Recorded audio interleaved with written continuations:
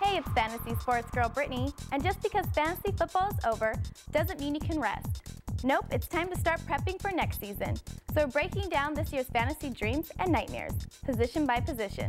This time we're checking out the running backs. Quick, who is the 5th highest scoring back in most leagues this year? Thomas Jones. The vet rumbled for career highs in rushing and rushing touchdowns.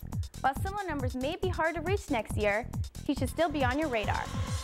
Cedric Benson ended the 08 season on a high, but many figure that was just a fluke. Nearly 1,400 total yards and 6 scores later, there's nothing fluky about it. Benson played only 13 games this year, but cracked 100 rushing yards in 6 of them.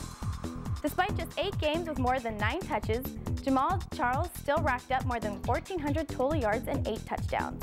A big chunk came in the finale, but still closed out the season with 6 games of more than 100 total yards. Keep that in mind on draft day. There's really no bigger bust in fantasy ball than Matt Forte. After a rookie year of 1,700 yards and 12 scores, Cutler's arrival was supposed to propel Forte into the fantasy elite. Instead, he stumbled to 929 rushing yards and just 4 scores.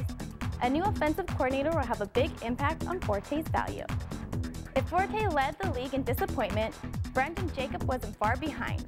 After nearly 1,100 yards and 15 touchdowns last year, Jacobs fell to 835 yards and just 5 trips to pay dirt. Clinton Portis has gone by many names, but Mr. Dependable was the one fantasy owners called him most, until this year. A concussion robbed him of 8 games, but don't let that fool you. Even before the injury, his numbers were slipping, as evidenced by just 2 touchdowns. That's all I've got for now, but remember to check out more videos at fantasysportsgirl.com.